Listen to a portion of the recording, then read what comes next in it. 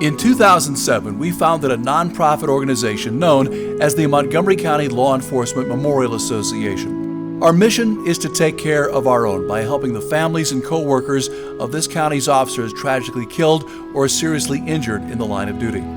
Every first Friday in May, we have the great privilege of hosting an annual memorial ceremony in honor of the fallen, whose ultimate sacrifice helped keep their communities safe. This event is just one part of our overarching goal to make sure these heroes are never forgotten.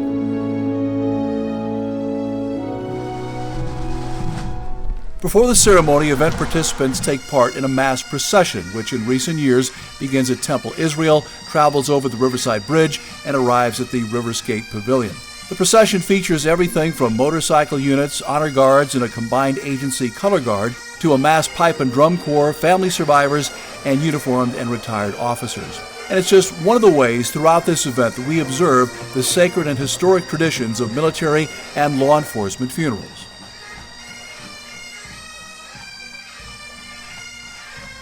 Once the procession arrives, the official ceremony begins.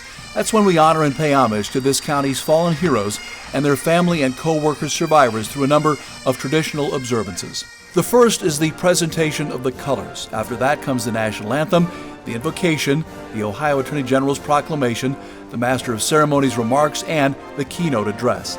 We gather to honor the fallen.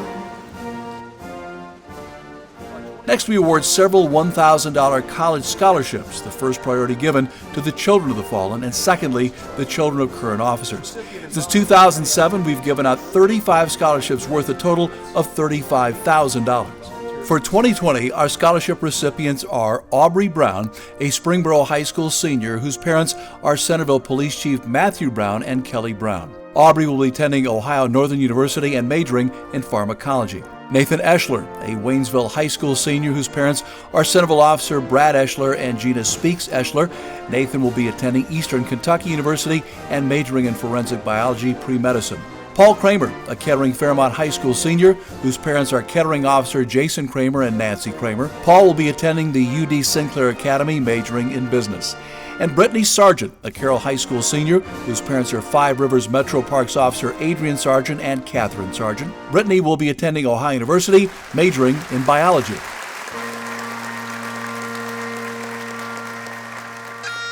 Next is the survivor speech, when a family or co-worker survivor tells the story and shares their personal experiences and memories of an officer who has fallen in the line of duty.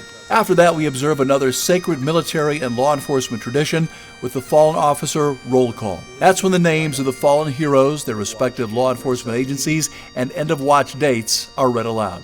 During this centerpiece portion of our ceremony, their respective family and co-worker survivors come forward to place carnations into a symbolic wreath dedicated to their collective memories.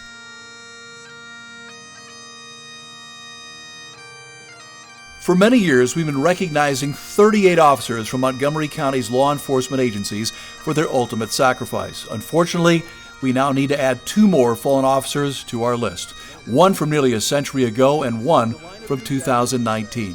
Due to a recent official records clarification, we can now proudly add Patrol Officer Claude McCormick of the Oakwood Public Safety Department, whose end of watch was August 29, 1933. Claude was born on August 15, 1895 in Atlanta, Missouri.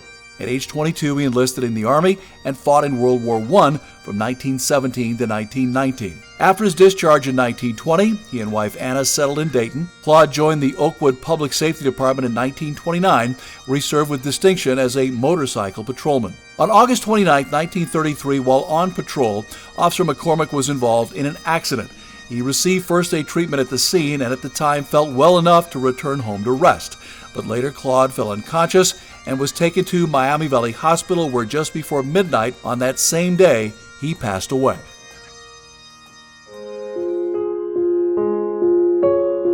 The second fallen officer deserving of our special recognition is beloved Detective George R. Del Rio of the Dayton Police Department, whose tragic end of watch was November 7, 2019. George Del Rio was born on February 25, 1964 in Mexico City. A few years later, his family moved to East Chicago, Indiana. After learning to speak English and graduating high school, he earned a bachelor's degree from Indiana University in 1986, the same year that he met his wife, Kathy. George graduated from the Dayton Police Academy in 1989 and was assigned as an officer with the Dayton Police 3rd District. 6 years later, he transferred to the Narcotics Bureau, where he worked his way up to detective, later also becoming an agent with the U.S. Drug Enforcement Administration. On the evening of November 4th, 2019, Detective Del Rio was serving a search warrant along with his fellow DEA agents and Dayton police detectives during a drug raid at a residential property. While descending a flight of stairs into the basement, George was suddenly confronted by a man wielding a handgun who then fired 2 shots that struck him in the face. A few days later, he was taken off life support. At his funeral, Dayton Police Chief Richard Beal said, quote, "George served with honor and valor for 3 decades. He served his family, his community, and his nation. In his final act as a Dayton police detective and DEA agent, he moved unhesitatingly towards danger, acted with great courage, heart, commitment, and dedication as he had throughout his career, and made the greatest sacrifice possible within the nobility of the law enforcement profession. George's selfless action and his ultimate sacrifice is reminiscent of what Abraham Lincoln called the last full measure of devotion. I offer the following wish for blessings to Detective George Del Rio, his family, friends, and for the men and women who shared with him the indestructible fabric of the thin blue line. May you be safe and free from harm. May you be at peace. May you at all times be held in love and met with compassion."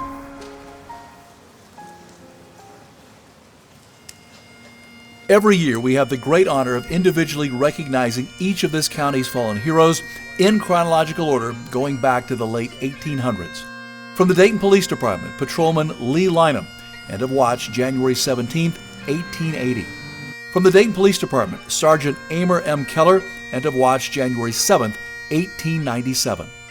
From the Dayton Police Department, Patrolman William M. Dalton, end of watch August 10, 1899.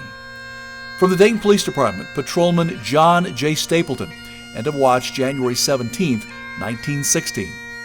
From the Dayton Police Department, Patrolman Charles V. Thomas, end of watch May 21, 1916.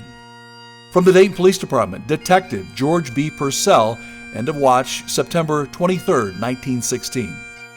From the Miamisburg Police Department, Patrolman Frank P. Widener, end of watch November 16, 1922. From the Dayton Police Department, Patrolman George E. Clark, end of watch January 29, 1923.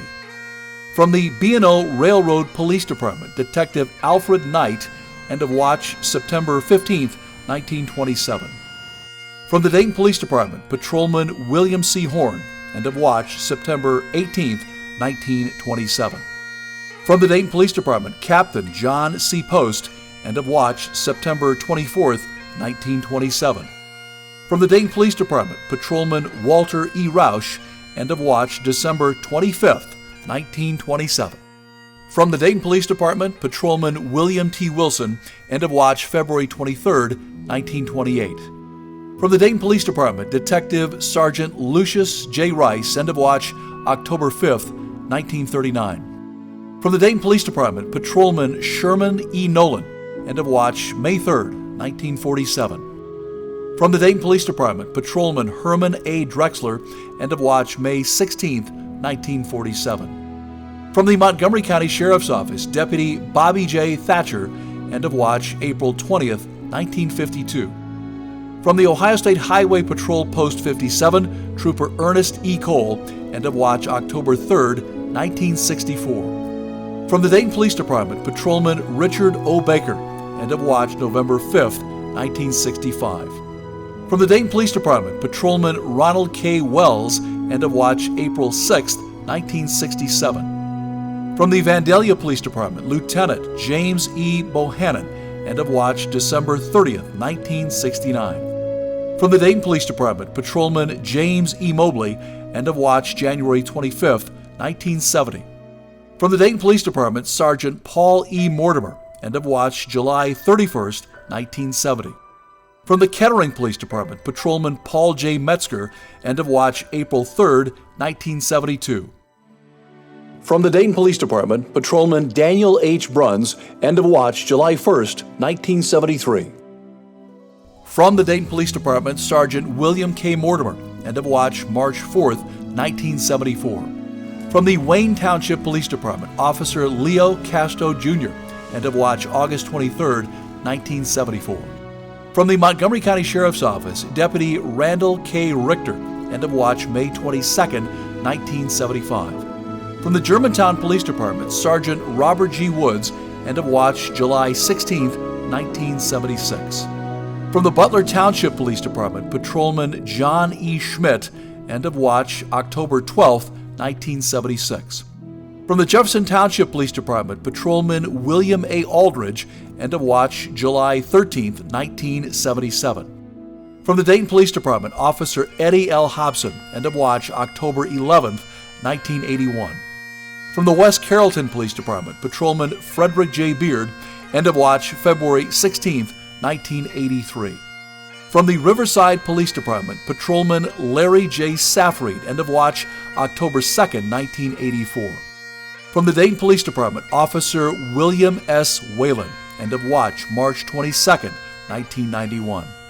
From the Dayton Police Department, Officer Jason K. Grossnickel, end of watch May 23, 1996. From the Centerville Police Department, Officer John P. Kalaman, end of watch January 12, 1998. And from the Dayton Police Department, Officer Mary L. Bell, end of watch August 25, 2002.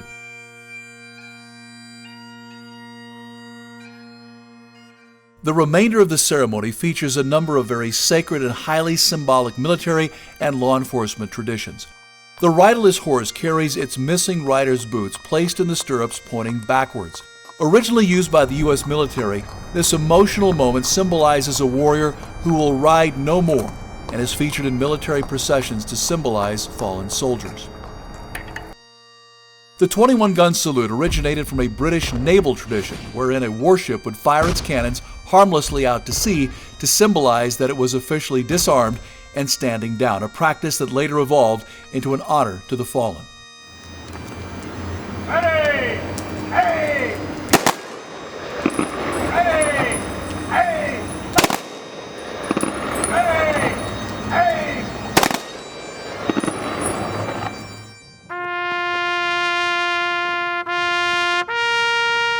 Taps is an American composition that replaced a traditional French bugle call, which was used to signal lights out and call the troops back to camp. Taps was first played in 1862 during the Civil War to honor a Union soldier who had fallen in battle. The American flag folding is based on the U.S. military ceremony of retreat, wherein the flag is lowered, folded into a triangle, and kept under watch throughout the night as a tribute to the fallen. The next morning, Old Glory is raised again to symbolize their resurrection.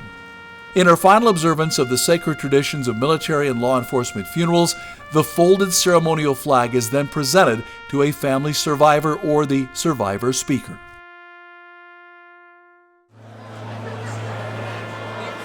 Immediately following the ceremony, we host a complimentary luncheon for the family and co-workers, survivors in attendance, which in recent years has been held at the Antioch Shriners Hall.